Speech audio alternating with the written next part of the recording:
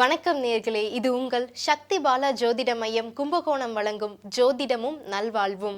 இன்னைக்கு நம்மளோட நிகழ்ச்சியில GS ராமசாமி ஐயா வந்திருக்காரு. போன வாரம் நேயர்கள் கேட்ட பல கேள்விகளுக்கு தெளிவான பதில்கள் அளிச்சாரு. இந்த வாரமும் நேயர்களோட கேள்விகளுக்கெல்லாம் பதிலளிக்க காத்துட்டு இருக்காரு. வணக்கம் ஐயா. வணக்கம். லோட்டஸ் டிவி, லோட்டஸ் நியூஸ் தொலைக்காட்சி நண்பர்களே, உங்கள் அனைவருக்கும் எனது பணிவான வணக்கத்தை தெரிவித்துக் கொள்கிறேன். ஐயா, இந்த வாரமும் நேயர்கள் ரொம்ப உற்சாகமா நிறைய கேள்விகள் கேட்டிருக்காங்க. சந்தோஷம். முதலாவதா இன்னைக்கு குழந்தைங்க எல்லாமே அவங்களோட குழந்தைங்க வெளிநாடு போய் படிச்சுட்டு வந்தா பெத்தவங்களுக்கு ரொம்ப பெருமையா இருக்கும். அப்படி ஒருத்தர் கேட்டிருக்காங்க, என்னோட பையன் வெளிநாடு போய் நல்லா படிப்பானா அப்படின்னு கேட்டிருக்காங்க. பையன் B ஃபைனல் இயர் படிக்கிறானா. அவனுடைய ராசி ரேவதி. இப்போ வெளிநாடு செல்லணும்னா ரேவதி, அதாவது ராசியில் ஸ்திர ராசி, உபயராசி அப்படின்னு ராசி இருக்குது. அந்த இப்போ உபயராசி, இப்போ ரேவதி நட்சத்திரம் உபயராசியை சேர்ந்தது. உபயராசியை சேர்ந்தவங்க வெளிநாடு செல்றதுக்கு வாய்ப்பு இருக்குது. ரேவதி நட்சத்திரம் மீனராசியில் வருவதனால் அது உபயராசி. அந்த 12 கூடிய கிரகத்தை வச்சு நம்ம வெளிநாடு செல்றதை பற்றி சொல்லலாம். இந்த 12 கூடிய ராசி கும்பராசி. கும்பராசி ஜலராசி. 12 கூட ஜலராசியாக இருந்தாலும் 9 கூட ஜலராசியாக இருந்தாலும் கப்பல் தாண்டி வெளிநாடு சென்று படிப்பதற்கு, வேலை செய்வதற்கு ஒரு வாய்ப்பு அவருக்கு உண்டு. இவர் கண்டிப்பாக வெளிநாடு சென்று மேல் படிப்பை படிப்பார் என்று உறுதியாக நம்பலாம். இவங்க வெளிநாடு போவாங்க அப்படின்னு சொல்லிட்டாரு ஐயா. மேலும் அவங்க இன்னொன்று என்ன கேட்டிருக்காங்கன்னா, வெளிநாட்டிலே வேலை வாய்ப்பு கிடைக்குமா அப்படின்னு கேட்டிருக்காங்க. அதாவது வேலை வாய்ப்பும் கிடைக்கும், அது நிரந்தரமாக இருக்காது. உபயராசிங்கிறதுனால கொஞ்ச நாள் வேலை பார்ப்பார், அப்புறம் வீட்டுக்கு வந்துடுவார். சரராசியாக இருந்தாக்கா அவர் வெளிநாட்டில் வேலையில் கண்டிப்பாக இருப்பார், கடைசி வரைக்கும் இருப்பார். இவருக்கு வெளிநாட்டுல போய் படிக்கிற யோகம் இருக்கு, ஆனா வேலை யோகம் கொஞ்சம் கம்மியா இருக்கு. ஒரு குறிப்பிட்ட காலம் பார்க்கலாம், ஆனா நிரந்தரம் கிடையாது. நிரந்தரமா இருக்கிறதா சந்தேகம் தான். இன்னொரு நேயர் கேட்டிருக்காரு. அவருடைய பெயர் கிருஷ்ணமூர்த்தி. அவர் அரசியல்ல ரொம்ப ஆர்வமா இருக்காரு. நான் அரசியல்ல சாதிக்க முடியுமா அப்படின்னு கேள்வி கேட்டிருக்காரு. இப்போ பொதுவாக அரசியலில் ஒருத்தர் நல்ல விதமாக முன்னேறணும் அப்படின்னு சொன்னாக்கா ராகு கிரகம் நல்லா இருக்கணும், சனி நல்லா இருக்கணும், அதோட சூரியன் நல்லா இருக்கும். இப்போ ராகு தனுர் ராசிலையும் மீனராசிலையும் ராகு இருந்ததுன்னு சொன்னால் அவர் கிராம அதிகாரியோ ஒரு ஸ்தாபனத்துக்கு அதிகாரியாவோ இருக்கலாம். இவர் மூல நட்சத்திரம் மூல நட்சத்திரம் தனுர் ராசியை சேர்ந்தது. அதனால தான் தனுர் ராசியில் மூல நட்சத்திரமாக இருக்கிறதுனால இவருக்கு சனியோட பலன் நல்ல பலனாக அமையும். அதாவது 3ஆம் இடம் தைரியஸ்தானம்னு பேர். 3ஆம் இடம் கும்பராசி, சனியோட வீடு. தைரியம், ஆக்ரோஷம், அடக்கி ஆளும் தன்மை, இதெல்லாம் தனுர் ராசியில் பிறந்தவங்களுக்கு இருக்கும். அதோட சூரியன் நல்ல நிலையில் இருந்தால், அஸ்தமனம் ஆகாமலோ நீச ராசியில் இல்லாமலோ இருந்ததுன்னா, சூரியன் ஒரு தலைமை தாங்குற பண்பை அளிப்பதற்கு சூரியனோட பலமும் வேணும். இவருக்கு சனி பலம் இருக்குது, சூரிய பலம் இருந்ததுன்னா இவர் அரசியலில் நல்ல விதமாக முன்னேறலாம். கிருஷ்ணமூர்த்தி அவர்கள் அரசியல் நல்ல நிலைமைக்கு வரலாம், அதுக்கான வாய்ப்புகள் எல்லாம் நிறைய இருக்கு அப்படின்னு ஐயா சொல்லிட்டாரு. அடுத்த நேர் இன்னைக்கு குடும்பங்கள்னாலே பிரச்சனைகள் இருக்கதான் செய்யும். அப்படி ஒருத்தங்க சிவப்பிரியா அப்படிங்கிறவங்க திருமணமாகி 3 ஆண்டுகள் ஆயிடுச்சு. அவங்க குடும்பத்துல அவங்களுக்கும் அவங்க கணவருக்கும் இடையில நிறைய பிரச்சனைகள் இருக்கு. அவங்க இன்னும் ஒரு நல்ல ஒரு குடும்ப வாழ்க்கையை வாழல. அப்போ அதுக்கான சாத்தியங்கள் இருக்கா அப்படின்னு கேக்குறாங்க. யார் ஒருவருக்கும் கலத்திரக்காரகன்னு சொல்ற சுக்கிரனும், அதாவது சுபகிரகம், அதாவது சுபஸ்தானாதிபதியே 4 குடையவன், அதாவது 4 குடையவன் புதன், சந்திரன், இவர்கள் நல்லா இருந்தால், இவர்கள் வலிமையாக இருந்தால், கேந்திர கோணங்களில் இருந்தால் குடும்ப வாழ்க்கை நல்லா இருக்கும். அதோட 12ஆம் இடம் சைனஸ்தானம்னு சொல்கிறோம். அந்த இடத்துலையும் சுபக்கிரகம் அல்லது சுபக்கிரக பார்வை இருந்தால் இல்லற வாழ்க்கை நல்ல விதமாக இருக்கும். இவர்களுக்கு எந்த கிரகம் கெட்டு போயிருக்குன்னு தெரியல, எந்த கிரகம் பிரச்சனைக்குரியது என்று தெரியவில்லை. இருந்தாலும் இந்த பிரச்சனைகளை தீர்க்கும் சிவபெருமானை இவங்க வணங்கினா நடக்கும். அதுக்கு இவங்க செய்ய வேண்டியது என்னன்னா, எவ்வரி திங்கட்கிழமை, அதாவது சோமவாரங்கிறோம், சோமவார விரதம் இருந்து சிவன் கோயில் போய் ஒரு 5 தீபம் ஏற்ற வேண்டும். சிவன் சன்னதியில் 5 தீபம் ஏற்றணும். அதோட அர்த்தநாரீஸ்வரர் அப்படின்னு சிவனுக்கு பின்னாடி இருக்கும், அதாவது பார்வதி பரமேஸ்வரன் சேர்ந்தது. அந்த அர்த்தநாரீஸ்வரன் கணவன் மனைவி ஐக்கிய நிலையில் இருக்கிறது. அந்த இடத்துலையும் அவர் ஒரு 6 தீபம் ஏற்றிவிட்டு அதுக்கு ஒரு அர்ச்சனை செய்யலாம். அந்த அர்ச்சனை செய்யும்போது சிவசக்தி ஐக்கிய ரூபாய, அதாவது நல்லா கேட்டுங்க, சிவசக்தி ஐக்கிய ரூபாய், சிவனும் சக்தியும் ஐக்கியமாக இருக்கிற ஒன்றிருந்த நிலைன்னு பேர். சிவன்கிட்ட வந்து சிவசக்தி ஐக்கிய ரூபாய்ன்னு சொல்லணும். அம்பாள்கிட்ட போய் சிவசக்தி ஐக்கிய ரூபினி அப்படின்னு சொல்லணும். சிவசக்தி ஐக்கிய ரூபினின்னு நீங்கள் ஜெபிச்சுக்கிட்டு இருந்தால் கணவன் மனைவி ஒற்றுமையாக இருக்கலாம். அது தீபம் ஏற்றுறது நெய் தீபம் ஏற்றினா நல்லது. அங்கே போய் நெய் தீபம் வந்து கோயிலில் வாங்கினீங்கன்னா டால்டா போட்டிருப்போம். நீங்களே நெய்யை வாங்கி உருக்கி அது பசு நெய்யாக இருந்தால் நல்லது. அந்த தீபத்தை போட்டு சோமவாரம் விரதம் இருந்தீங்கன்னா நீங்கள் கணவன் மனைவி ஒற்றுமையாக வாழலாம். ஓகே, இவங்களோட குடும்பம் வந்து நல்லா இருக்கிறதுக்காக சிவன் கோயில போய் வழிபட்டு அவங்களுக்கு நெய் தீபம் ஏற்றணும். அதுவும் ஏதோ ஒரு மந்திரம் சொல்ல சொன்னீங்களே, அது திருப்பி சொல்லிருங்க. அதாவது சிவன்கிட்ட போய் சிவசக்தி ஐக்கிய ரூபாய்ன்னு சொல்லணும். அம்பாள்கிட்ட வந்து சிவசக்தி ஐக்கிய ரூபினியை, அது பெண்பால், இது ஆண்பால் அப்படின்னு சொன்னா உங்களுடைய கஷ்டங்கள்லாம் தீர்ந்து அவங்களோட குடும்ப வாழ்க்கை. இந்த வீட்டில் இருக்கும்போது ஜபிக்கலாம். இந்த சிவசக்தி ஐக்கிய ரூபினின்னு சொல்லலாம், சிவசக்தி ஐக்கிய ரூபாய்ன்னு சொல்லலாம். இது வந்து அர்த்தநாரீஸ்வர்கிட்ட சொன்னால் ரொம்ப விசேஷம். அர்த்தநாரீஸ்வர் வந்து சிவனும் சக்தியும் ஒன்றிணைந்த ரூபம். அதேமாதிரி கணவன் மனைவி ஒன்றிணைந்து வாழ்வார்கள் என்று இதோட அடிப்படை தத்துவம். ஓ சரிங்க. அடுத்ததாக வந்துட்டு ஒரு மாணவன் கேட்டிருக்காங்க. அவங்களோட ராசி வந்து விருச்சிகம். வந்து அவ்வளவா படிப்புல கவனம் இல்லாத ஒரு மாணவன், 10ஆம் வகுப்பு போறவங்க. அவன் வந்து எப்படி படிப்பான், நான் வந்து படிப்புல என்னால் நல்லா வர முடியுமா, எனக்கு படிக்கிறதுக்கே ஆர்வம் இல்லாம இருக்கு, என்ன பண்றதுனா அப்படின்னு ஒரு கேள்வி கேட்டிருக்காங்க. இப்போதைக்கு பார்த்தா இந்த விருச்சிக ராசி இப்போ இந்த வருஷம் குரு பயிற்சிக்கு அப்புறம் இந்த குரு இப்போ கடகத்தில் வக்கரமாக இருக்குது. இவருக்கு படிப்பு ஸ்தானத்துக்கு விருச்சிக ராசிக்கு 2வது இடமான குரு, தனுர் ராசி வந்து குருவுக்கு உரிய ராசி. அந்த குருவானவர் விருச்சிக ராசிலேருந்து 8ஆம் இடத்துல இருக்கார். 8ஆம் இடம் வந்து மறைவிட ஸ்தானம்னு பேர். அது வக்கரமாக இருக்கார். இப்போ ஒரு 6 மாதமாக ஒரு படிப்பில் அவர் மந்தமாக இருப்பார். இந்த குரு பயிற்சிக்கு அப்புறம் ஒரு படிப்பு சிறந்த முறையில் இருக்கும். இவர் எப்பொழுதும் வந்து குருவுக்கு 2 கூடிய படிப்பு ஸ்தானாதிபதி 2 கூடியவனாக இருக்கிறதுனால வியாழக்கிழமை குருவை வழிபட்டு வந்தால் பலன் மேம்பட்டதாக இருக்கும். ஓ சரிங்க. மறுபடியும் இன்னொரு மாணவர் கேட்டிருக்காங்க, இப்போ 10th 12th எக்ஸாம் முடிஞ்சிருச்சு இல்லைங்களா, 12th எக்ஸாம்லாம் நிறைய பேர் எழுதிட்டு இருக்காங்க. அவங்களுக்கு எல்லாம் என்னோட மார்க் எப்படி வரும்னு சொல்லி ரொம்ப பயத்தில் இருக்காங்க. அதனால ஒரு 10ஆம் வகுப்பு எழுதின ஒரு மாணவன் சூர்யா அப்படிங்கிற ஒரு மாணவன் தன்னுடைய ராசி குறிப்பிடலை. அவங்க வந்து நான் எப்படி மார்க் எடுப்பேன் அப்படின்னு கேட்டிருக்காரு உங்ககிட்ட. அதாவது சூர்யா அப்படிங்கிற ஒரு பேர் ராசி வந்து சூரியனை குறிக்கும். அந்த சூரியன் வந்து இப்போதைக்கு இப்போதான் படிச்சிருக்காரு அப்படின்னு இப்போதான் பரீட்சை எழுதியிருக்காருன்னா இப்போ வந்து சூரியன் மீனராசியில் இருக்கார். இப்போ சூரியன் வந்து பங்குனி மாதம் மீனராசியில் இருக்கார். அந்த சூரியன் மீனராசியில் இருக்கும் பொழுது அவர் பேர் ராசிக்கு தக்கபடி பார்த்தாருன்னா இப்போ படிப்பு நல்லா வரும். அதாவது கல்லூரி படிப்பு, மேல்நிலை படிப்பு 4ஆம் இடத்தை வச்சு நம்ம சொல்கிறோம். இப்போ 4ஆம் இடத்தை வச்சு சொல்லும் பொழுது சூரியன் இப்போ வந்து உச்சத்தை நோக்கி போயிட்டுருக்கார். அவர் சித்திரை மாதம் உச்சத்தில் இருப்பார். இப்போ வந்து உச்சத்தை நோக்கி ஏர்முகமாக இருக்கிறதுனால ஒரு படிப்பு நல்ல விதமாக இருக்குன்னு நம்பலாம். சரிங்க. பரீட்சையும் நல்ல மார்க்கும் வரும், அதிகப்படியாக வாங்கலாம். சரிங்க.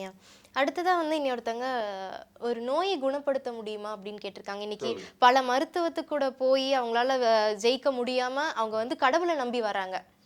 அப்படி ஒருத்தர் வந்து தன்னோட கணவனுக்கு வந்து சொரியாசிஸ் வியாதி இருக்கு, எவ்வளவோ மருத்துவர்கிட்ட நாங்க போய் கேட்டோம், இன்னும் எங்களால் அதை குணப்படுத்தவே முடியல, ஜோதிட வழியில் இதுக்கு ஏதாவது இருக்கா அப்படின்னு சொல்லி கேட்டிருக்காங்க. இப்போ சொரியாசிஸ் நோய் வந்து தோல் சம்பந்தமான நோய். அந்த தோலுக்கு அதிபதி வந்து சந்திரன். அந்த சந்திரன் வந்து நல்ல விதமாக, அதாவது நல்ல பொசிஷனில் இல்லாட்டி போனால், அதாவது கேந்திர கோணங்கள் இல்லாட்டி போனாலும், அதில் நீசமாக இருந்தாலும், அதாவது ராகு கேதுகளால் பீடிக்கப்பட்டாலும், கேதுவோட சூரியன் சந்திரன் சம்பந்தப்பட்டால் இந்த சொரியாசிஸ் வியாதி வரும். கேது தான் அந்த தோல் வியாதிகளுக்கெல்லாம் காரணம். தோலுக்கு காரகன் சந்திரன், தோலில் ஏற்படும் வியாதிக்கு காரகன் கேது. கேது ரெப்ரசன்ட் பண்ணுற காடு வந்து விநாயகர். அந்த விநாயகரை வழிபடலாம். அதே மாதிரி சந்திரனையும் வழிபடலாம். இந்த 2 கிரகங்களுக்கும் பிரீதி செய்தால் இவருடைய தோல் வியாதி குணமாகலாம்.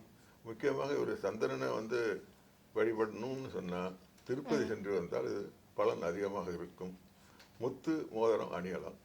இதெல்லாம் வாழ்க்கையில் கடைபிடித்தால் திங்கட்கிழமை அன்னைக்கு அல்லது எவ்வரி பௌர்ணமி தோறும் இவர் பௌர்ணமி பூஜை செய்தால், அவ்வளவு பௌர்ணமி விரதம் இருந்தால் தோல் சம்பந்தமான வியாதிகள் போகும். சரிங்க. இப்போ நீங்க சொன்னீங்க முத்து மோதிரம் அணியணும் அப்படின்னு சொல்லி. முத்து வந்து சந்திரனுக்குரிய நவரத்னங்கள்ல ஒவ்வொரு ராசிக்கும் ஒரு நவரத்னம் உண்டு. இது சந்திரனுக்குரியது முத்து. அந்த முத்து மோதிரத்தை அணிந்தால் இவருக்கு நன்மை உண்டாகும். ஓ சரிங்க.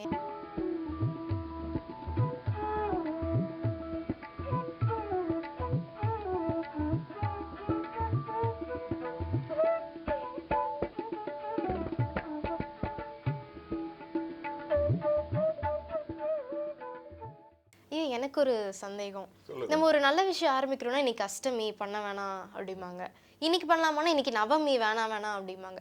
ஏன் இந்த அஷ்டமி நவமி தினங்கள்ல வந்து நல்ல காரியம் செய்ய வேணாம் அப்படின்னு சொல்றாங்கய்யா? அஷ்டமி நவமி தேதி வந்து நல்ல காரியம் செய்வதில்லை வந்து வழக்கமாக இருந்து வருகிறது.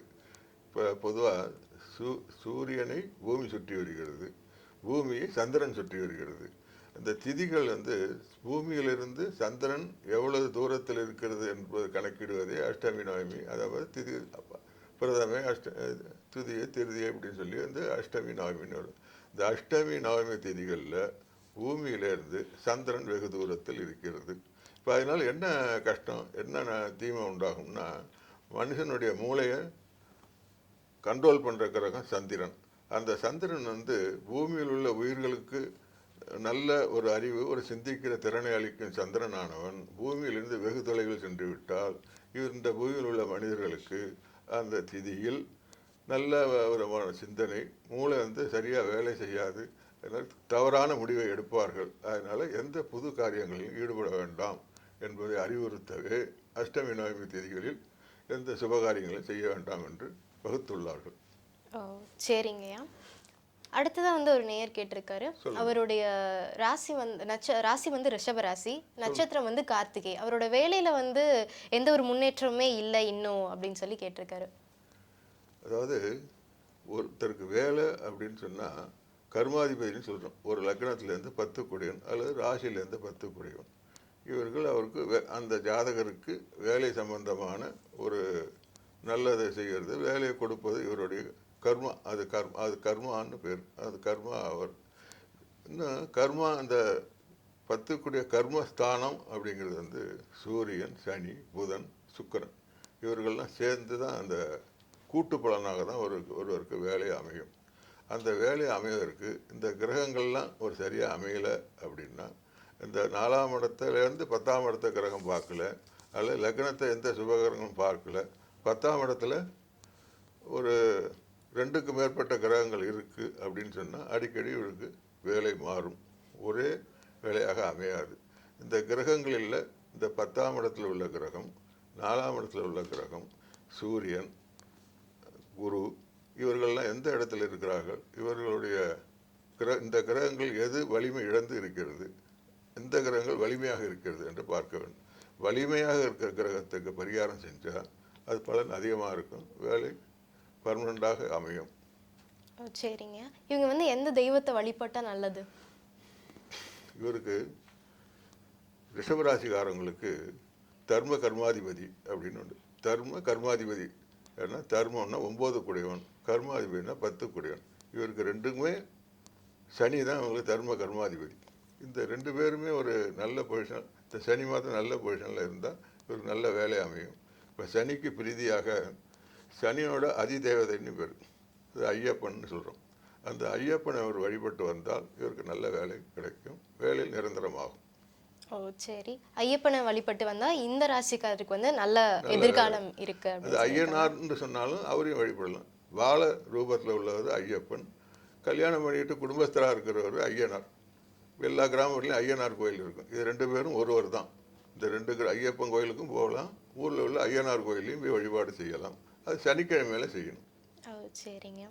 அடுத்தது வந்துட்டு என்ன, ஒருத்தர் வந்து ரியல் எஸ்டேட் பண்ணணும் நான் ஆசைப்படுறேன், அதில் வந்து எனக்கு லாபம் கிடைக்குமா, என்னால் வந்து முன்னோக்கி போக முடியுமா அப்படின்னு சொல்லி ஒருத்தர் கேட்டிருக்காரு. அவருடைய நட்சத்திரம் வந்து அபிட்டம் அப்படின்னு சொல்லிட்டு, ராசி கும்பம் அப்படின்னு சொல்லியிருக்காரு. இப்போ ரியல் எஸ்டேட் பிஸ்னஸ் பண்ணோம்னா ஒரு தரகு வியாபாரம் அப்படின்னு எடுத்துக்கிட்டிங்கன்னா சனியும் புதனும் நல்லா இருக்கணும். சனியும் புதனும் நல்ல நிலையில் இருந்தாக்கா அவர் ரியல் எஸ்டேட் பிஸ்னஸ் பண்ணலாம். அதோட பூமிகாரகனான செவ்வாயும் நல்லா இருக்கணும். இந்த 3 கிரகங்களும் நல்ல நிலையில் இருந்தால் தரகு வியாபாரம் செய்யலாம், இந்த ரியல் எஸ்டேட் பிஸ்னஸ் பண்ணலாம். இவருடைய ஜாதகத்தில் சனி எப்படி இருக்கார், செவ்வாய் எப்படி இருக்குது, புதன் எப்படி இருக்குது, இந்த 3ஐயும் பொறுத்து அமையும். இவர் தக்க ஜோதிடர் அணுகி இதை பற்றி கேட்டால் அவர்கள் விளக்கமாக சொல்வார்கள். இவர் கேட்டிருக்கிற போது ஜாதகம் அனுப்பியிருந்தால் நமக்கு அது தக்க பதில் சொல்லலாம். இது வேறு இதுக்கப்போ தக்க பதில் சொல்வது கடினம். ஓ சரிங்க. அடுத்ததாக வந்து கேட்டிருக்காரு, அவர் வந்து ஒரு நல்ல வேலையில் இருக்காராம். அவருக்கு திருமணமாகி 6 வருடங்களாகி இன்னும் குழந்தை கிடைக்கல அப்படின்னு சொல்லியிருக்காரு. இதுக்கு ஏதாவது பரிகாரங்கள் இருக்கா அப்படின்னு சொல்லிட்டு. அவர் வந்து கடகராசி அப்படின்னு சொல்லியிருக்காரு. எனக்கு எந்த வேலையிலலாம் எந்த பிரச்சனையும் இல்லை, குடும்பத்துலேயும் எந்த பிரச்சனையும் இல்லை, எல்லாமே நல்லா இருக்கு, ஆனால் குழந்தை பாக்கியம் மட்டும் எனக்கு இன்னும் கிடைக்கல அப்படின்னு சொல்லி கேட்டிருக்காரு. இப்போ கடகராசியில் பிறந்திருக்கிறார். கடகராசியில் பிறந்தாலும் கடக லக்னத்தில் இருந்தாலும் ஒரு குழந்தை பேர் அப்படிங்கிறது புத்திர ஸ்தானாதிபதி, புத்திர காரகன் இவர்களை பொறுத்து அமையும். புத்திர ஸ்தானாதிபதிங்கிறது அந்த ராசியிலேருந்து 5 கிரகம். இப்போ கடகராசிக்கு 5 கிரகம் வந்து செவ்வாய். புத்திர காரகன் அப்படின்னு சொன்னால் குருவும் செவ்வாயும் நல்ல பொசிஷனில் இருந்தாக்கா இவருக்கு புத்திர பாக்கியம் இருக்கும். இந்த புத்திர பாக்கியம் இப்போ இல்லைங்கிறதுனால இவர் மனம் தளர வேண்டாம்.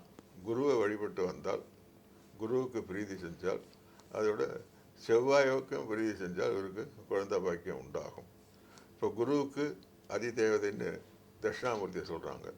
இப்போ அதேமாரி திருச்செந்தூர் முருகனையும் சொல்கிறாங்க. சுவாமிமலை சுப்பிரமணிய சுவாமியும் சொல்கிறாங்க.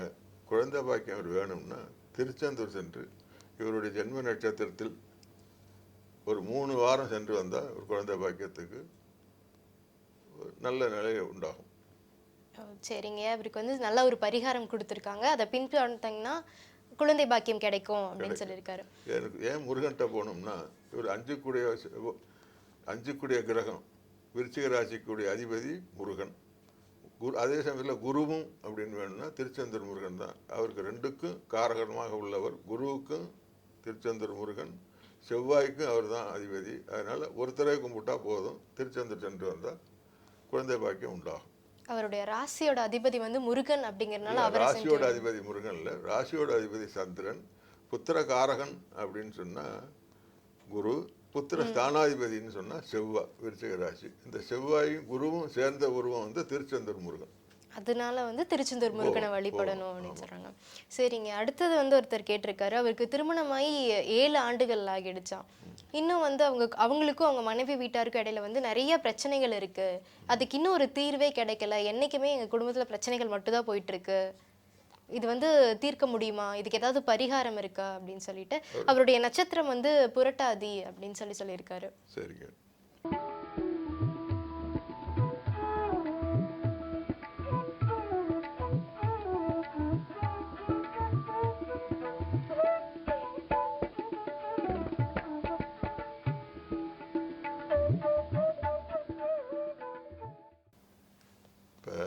அவர் நட்சத்திரம் பூரட்டாதி. அவர் சம்பந்தி வீட்டார்களுக்கு, அவருடைய மாமனார் வீட்டாருக்கு, அதாவது அவர் பொண்ணெடுத்த வீட்டிற்கு அவருக்கும் பிரச்சனை வருதுங்கிறார். பூரட்டாதி நட்சத்திரம் முதல் 3 பாதம் கும்பராசியில் வரும். அந்த கும்பராசிக்கு மனைவியோடைய ஸ்தானங்கிறது 7ஆம் இடம். அந்த 7ஆம் இடங்கிறது சிம்மம். அந்த சிம்மத்துக்கு அதிபதி சூரியன். இந்த கும்பராசிக்கு அதிபதி சனி. இந்த 7 இவர் ஜென்மராசிக்கும் நட்பு கிரகமாக இருந்தால் பிரச்சனை வராது, அவங்க ரொம்ப போக்குவரத்து சந்தோஷமாக இருப்பாங்க. ஜென்மராசிக்கும் 7 ராசியும் விரோதியான கிரகமாக இருந்தால், சத்ரு கிரகமாக இருந்தால் பிரச்சனை வந்து தான் தீரும். இப்போ சனிக்கு சத்ரு சூரியன். அதனால் அவருடைய மனைவி வீட்டாருக்கும் அவருக்கும் பிரச்சனை இருக்க தான் செய்யும். அது அவங்க மனசால பேசி தான் தீர்த்துக்கணும். ஓ சரிங்க. வேற நம்ம ஏதாவது கடவுளை வழிபடலாம், சூரியனை வழிபடலாம், சனியை வழிபடலாம். இன்னும் கொஞ்சம் வழிபட்டால் பிரச்சனை இன்னும் கொஞ்சம் கூட வரும். அவங்க வேற வந்து அது தீர்க்க முடியாது. அவங்க வந்து நான் டெய்லியும் சிவன் கோயில் மனசு, அதாவது மன பொருத்தங்கிறான். அவங்க மனசால 2 பேரும் தவற உணர்ந்து பழகினா நல்லது. ஓ சரி. அவர் வந்து நாங்கள் டெய்லியும் சிவன் கோயில் போய் வழிபட்டுட்டு வரோம், எங்களுக்கு இன்னும் தீர்வே கிடைக்கல அப்படின்னு கேட்டிருந்தாங்க. சிவன் கோயிலை போய் வழிபடலாம். சிவனுக்கு, சூரியனுக்கு அதிபதி சிவன். சூரியனுக்காக அவங்கள போய் வழிபடுறாங்க, நல்லது. ஆனாலும் சனியும் வழிபட்டால் தான் 2 பேருக்கு அந்யோன்யம் ஆகும். இப்போ 2க்கும், சனிக்கும் சூரியனுக்கும் ஒரு மீடியமான கடவுள், அதாவது நடுத்தரமான கடவுள்னு பார்த்தா ஐயப்பன் தான். ஏன் அதை சொல்கிறேன்னா, சனி கிரகத்துக்கு விஷ்ணுவை வழிபடுறோம், இதுக்கு சூரியனுக்கு சிவனை வழிபடுறோம். விஷ்ணுவும் சிவனும் சேர்ந்து பிறந்த குழந்தை தான் ஐயனார். இந்த ஐயனாரை வழிபட்டாலே அதுக்கு போதுமானது, போதிய அளவு தீர்வு கிடைக்கும். ஓ சரிங்க. அது செய்யலாம் அவரு. அடுத்த நேர் ஒருத்தர் சிவஞானம் அப்படின்னு சொல்லிட்டு அவர் கேட்டிருக்காரு. அவருடைய நட்சத்திரம் சுவாதி, ராசி வந்து துலா ராசின்னு சொல்லியிருக்காரு. அவருக்கு வந்து பிறப்புறுப்புல வந்து பாதிப்பு அதிகமாக இருக்குது. எவ்வளோ மாத்திரைகள் சாப்பிட்டாலும் அது குணமாகிற மாதிரி தெரியல. எப்போவுமே டாக்டர் கிட்ட போக வேண்டியதாக தான் இருக்குது. இதுக்கு ஜோசியம் மூலமாக ஏதாவது மருத்துவம் இருக்கா, ஏதாவது தீர்வு காண முடியுமா அப்படின்னு சொல்லி அவர் கேட்டிருக்காரு. இப்போ பொதுவாக ஆண் பெண்ணாக இருந்தாலும் மர்மஸ்தானத்தில் உண்டான வியாதிகளுக்கு அந்த ஸ்தானத்தை கண்ட்ரோல் பண்ணுற சுக்கிரன். இப்போ காலபுருஷன் நியதின்னு ஒன்று இருக்குது. அதில் பார்த்தா அந்த மர்ம உறுப்புகளை கண்ட்ரோல் பண்ணுறவர் செவ்வாய். ஒரு ஜாதகத்தில் இந்த செவ்வாயும் சுக்கிரனும் சேர்ந்திருந்தாலும், இந்த ஜாதகத்தை அவர் சொல்லியிருக்காரு துலா ராசின்னு சொல்லியிருக்காரு. துலா ராசி சுக்கிரனுடைய ராசி. அந்த ராசிநாதன் துலா, இது சுக்கிரன் வந்து இவருக்கு நீசமாயிருக்கலாம், அல்லது கெட்டு போயிருக்கலாம், இல்லை ராகுக்கு இந்த பாபக்கரங்களால் சூழப்பட்டிருக்கலாம். அப்படி இருந்தால் இந்த வியாதி வரும். இந்த வியாதிக்கு பரிகாரமாக என்ன செய்யலாம்னா, வெள்ளிக்கிழமை தோறும் மகாலட்சுமிக்கு அர்ச்சனை செய்யலாம், மகாலட்சுமி வழிபடலாம். அதே சமயத்தில் செவ்வாயையும் வழிபட்டு வரலாம். இந்த செவ்வாயும் சுக்கிரனும் வழிபட்டு வரலாம். அதுலேயும் தீர்க்காலம் இல்லை அப்படின்னு சொன்னால், நியூமராலஜி பிரகாரம் அதுக்கு ஒரு தீர்வு இருக்குது. இவருடைய பெயரின் கூட்டு எண் வந்து 55ஆக இருந்தால், அதாவது அவர் ஒரு பேர் வச்சுக்கணும். இப்போ பேரை மாற்றி இவர் வச்சுக்கிட்டா, அந்த பேரோட ஒவ்வொரு எழுத்துக்கும் ஒரு நம்பர் உண்டு. அந்த நம்பரை எழுதி கூட்டி வந்த தொகை வந்து 55ஆக இருந்தால் இந்த மர்மஸ்தானங்களுடைய வியாதிகள்லாம் நீங்கும்னு இருக்குது. இவர் அதையும் செஞ்சால் பலன் உண்டாகும். ஓ சரிங்க. இவர் வந்து பரிகாரம் செய்யணும் அப்படிங்கிறீங்க. மகாலட்சுமிக்கு வந்து பரிகாரம் செய்யணும். ஆனா மகாலட்சுமினாலே பணம் கொடுக்கிற கடவுள் அப்படின்னு பணம் கொடுக்கிற கடவுள், ரைட்டு. சுக்கிரனுக்கு அதிபதி வந்து மகாலட்சுமி. இந்த வியாதிக்கு காரகன் சார்னா சுக்கிரனும் செவ்வாயும். அந்த மகாலட்சுமி பணம் மாத்திரம் கொடுக்கல, இந்த வியாதியும் சேர்த்து கொடுக்கும். அதை பரிகாரம் பண்ணாதான் அது தீரும். செவ்வாய்க்கு செய்யணும். அதோட இந்த ரெண்டும் செய்யறதோட நியூமராலஜி பிரகாரம் அவருடைய பேர் கூட்டு எண்ணை 55ன்னு வைத்து கொண்டால் இவருக்கு வியாதி நீங்கும். சரிங்க. அடுத்து வந்து ஒருத்தர் கேட்டிருக்காரு. அவர் வந்து திருவாதிரை நட்சத்திரம், மிதுன ராசி. அவருடைய கல்வி வந்து எப்படி இருக்கும், தொழில் வந்து சீக்கிரம் ஏதோ ஒரு ஜோசியர்கிட்ட ஏற்கனவே பார்த்துருக்காராமா. அவருடைய திருமணமும் சரி, அவருடைய வேலையும் சரி 30 வயதுக்கு மேலே தான் கிடைக்கும் அப்படின்னு சொல்லியிருக்காங்களா. அதனால உங்ககிட்ட கேட்டிருக்காரு அவர். இப்போ திருவாதிரை நட்சத்திரம் அப்படின்னா மிதுன ராசியில் வருது. திருவாதிரை மிதுன ராசியில் வருது. அந்த மிதுன ராசிக்கு படிப்பு ஸ்தானம் வந்து 2வது இடம், 4வது இடம். மிதுன ராசிக்கு 4வது இடம் மேற்கல்வியை குறிக்கும், 2வது இடம் சாதாரண பள்ளி படிப்பை குறிக்கும். இப்போ மேல் படிப்புங்கிறது அவருக்கு புதன், சந்திரனும் புதனும் அவருடைய ஜாதகத்தில் நல்ல நிலையில் இருந்தால் மேல் படிப்பும் நல்லா படிக்கலாம், இந்த பொது படிக்கிற படிப்பும் படிக்கலாம். இதுக்கு ஒரு ரெண்டும் வழிபட வேண்டிய தெய்வம் வந்து சந்திரனும் புதனும். சந்திரனுக்கு அவர் திருப்பதி போகலாம், அல்லது அந்த உள்ளூரில் உள்ள கோயிலுக்கு போகலாம், அல்லது பௌர்ணமி பூஜை செய்யலாம், பார்வதியை வழிபடலாம், அதோட சரஸ்வதியும் வழிபடலாம். புதனுக்கு ஒரு தடவை திருவெண்காடு போயிட்டு வந்தாருன்னா இவரோட பிரச்சனைகள் தீரும்.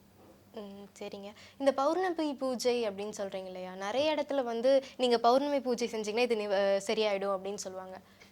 அப்படின்னா என்னென்னு எங்களுக்கு கொஞ்சம் விளைவாக சொல்லுங்க. அதாவதுமா, பௌர்ணமி வந்து சந்திரன் உச்சமாக இருக்கிற திதி வந்து பௌர்ணமி. இந்த பௌர்ணமி சந்திரன் தான் மனோகாரகன், புத்திகாரகன் நம்ம சொல்கிறோம். அந்த பௌர்ணமியில் வந்து அவனுடைய புத்தி அதிகரிக்கும், அதாவது ஒரு திறமை அதிகரிக்கும். அந்த பௌர்ணமியில் மனநோயாளிகளுக்கு ஒரு அதிகப்படியான ஒரு அந்த வியாதி அதிகரிக்கும்பாங்க. நல்லவங்களுக்கும் அதாவது மூளையோட எஃபெக்ட், அதாவது தன்மை, திறமை அதிகரிக்கும்னு சொல்லுவாங்க. அந்த பௌர்ணமிங்கிறது பராசக்தியை கும்பிடுற நேரம். அதாவது சந்திரனுக்கு அதிபதி வந்து அம்பாள். சந்திரனுக்கு அதிபதி அம்பாள்னா அம்பாளை வழிபட வேண்டிய முக்கிய தினம் பௌர்ணமி. நீங்கள் பார்ப்பீங்க, சித்ரா பௌர்ணமி, வைகாசி பௌர்ணமி, அந்த ஒவ்வொரு மாதமும் மாதத்தோட நட்சத்திரமும் பௌர்ணமி அன்னைக்கு வரும். சித்திரை மாதத்தில் சித்ரா பௌர்ணமி, வைகாசி விசாகத்தன்னைக்கு வைகாசி மாதத்தில் பௌர்ணமி வரும். அதேமாரி ஒவ்வொரு மாதமும் அந்த மாத நட்சத்திரத்தை அன்னைக்கு பௌர்ணமி வரும். அந்த நட்சத்திரமும் அந்த பௌர்ணமி தேதியும் இணைஞ்சே வர்றது. அதனால் ஒருத்தருக்கு இந்த சந்திரனால் வர்ற வியாதி, சந்திரனால் வர்ற கெடுதல், இதெல்லாம் சந்திரன் 6 இருக்கான், சந்திரன் நம்ம லக்கணத்தில் ராசியில் நல்ல விதமாக இல்லை அப்படின்னு சொன்னால் பௌர்ணமி பூஜை செஞ்சாக்க அது அம்பாளை பிரீதி பண்ணுறது. அதனால் அதுக்கு தான் பௌர்ணமி பூஜை செய்யணும்னு சொல்கிறோம். சரிங்க. அதாவது விதியை மதியால் வெல்லலான்னு ஒரு பழமொழி சொல்லுவாங்க. நம்மளுக்கு உண்டான விதி மதிங்கிறது யாரை குறிக்குதுன்னா அம்பாளை குறிக்கிறது, பார்வதியை குறிக்கிறது. அப்போ பார்வதியை நம்ம வழிபட்டோம்னா நம்ம கஷ்டமெல்லாம் போகும்னு இருக்கு. அதுக்காக தான் அதை சொல்கிறோம். சரிங்க. நம்முடைய ஜோதிட வல்லுனர் ஐயா அவர்கள் நேர்கள் கேட்ட எல்லா கேள்விக்கும் ரொம்ப தெளிவாக பதில் சொன்னார். ரொம்ப நன்றி ஐயா. மீண்டும் இதே நிகழ்ச்சியில் வருவாரம் சனிக்கிழமை 6:30 மணிக்கு மேலும் பல கேள்விகளுடன் ஐயா பதில் சொல்ல காத்திருக்காரு. உங்களுடைய கேள்விகள் எல்லாம் எழுதி அனுப்பலாம். மீண்டும் இதே நிகழ்ச்சியில் சந்திக்கும் வரை உங்களிடமிருந்து விடைபெறுவது பூர்ணகலா. நன்றி, வணக்கம். நன்றி, வணக்கம்.